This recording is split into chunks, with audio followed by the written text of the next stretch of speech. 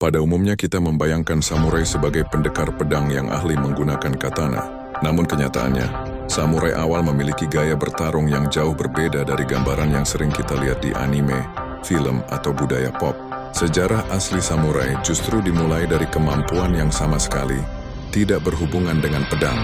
Inilah kisah menarik tentang bagaimana samurai pertama kali muncul, bagaimana mereka bertarung, dan bagaimana katana baru mengambil peran penting setelah ratusan tahun. Samurai mulai muncul pada abad ke-8. Pada masa ketika Jepang masih banyak dipengaruhi budaya Cina.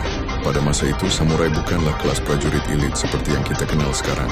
Mereka adalah kelompok prajurit yang dipekerjakan oleh para bangsawan untuk menjaga keamanan wilayah dan mempertahankan tanah dari perampok maupun musuh politik. Istilah samurai sendiri berasal dari kata saburao yang berarti melayani, karena tugas utama mereka adalah melayani para tuan tanah. Fakta paling menarik dari sejarah awal samurai adalah ini. Samurai awal justru dikenal sebagai pemanah berkuda, bukan ahli katana. Gaya bertarung utama mereka disebut Kyuba no Michi, atau jalan busur dan kuda. Mereka menunggang kuda dengan kecepatan tinggi, sambil menembakkan panah ke musuh dengan akurasi yang luar biasa. Dalam pertempuran, busur atau yumi adalah senjata utama mereka. Bahkan mereka dianggap sebagai salah satu pasukan pemanah berkuda terbaik di dunia pada masanya. Pada era ini, pedang belum menjadi senjata utama samurai. Katana bahkan belum dikenal luas. Senjata yang mereka gunakan adalah tachi, pedang panjang pendahulu katana, serta naginata dan yari, yaitu tombak panjang dan tombak lurus yang sangat efektif untuk pertarungan jarak dekat. Pedang hanya digunakan sebagai pilihan terakhir jika musuh sudah terlalu dekat, saking kuatnya pengaruh busur dalam budaya samurai awal. Sampai ada upacara resmi yang disebut yabusame, tradisi memanah sambil menunggang kuda yang masih dipertahankan hingga sekarang.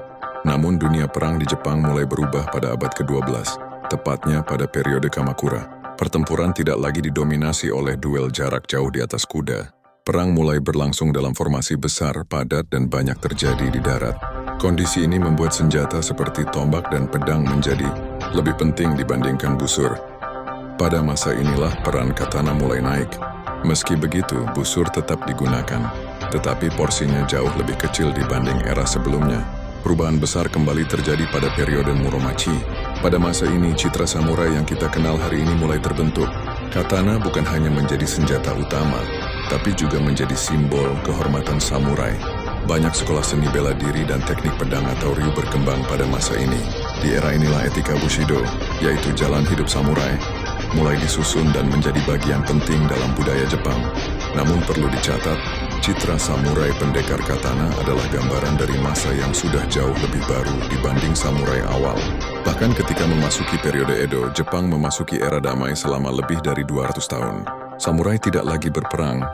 Mereka lebih banyak bekerja sebagai birokrat, guru, penasihat, dan penjaga keamanan. Katana tetap dipakai, tapi lebih sebagai simbol status dan identitas. Kesimpulannya, sejarah samurai adalah perjalanan panjang yang penuh perubahan. Samurai awal adalah pemanah berkuda yang menguasai teknik menembak sambil menunggang kuda dengan luar biasa. Butuh berabad-abad hingga katana akhirnya menjadi simbol utama mereka. Fakta bahwa samurai awal berbeda jauh dari gambaran modern membuat sejarah mereka semakin menarik dan layak untuk dipelajari lebih dalam.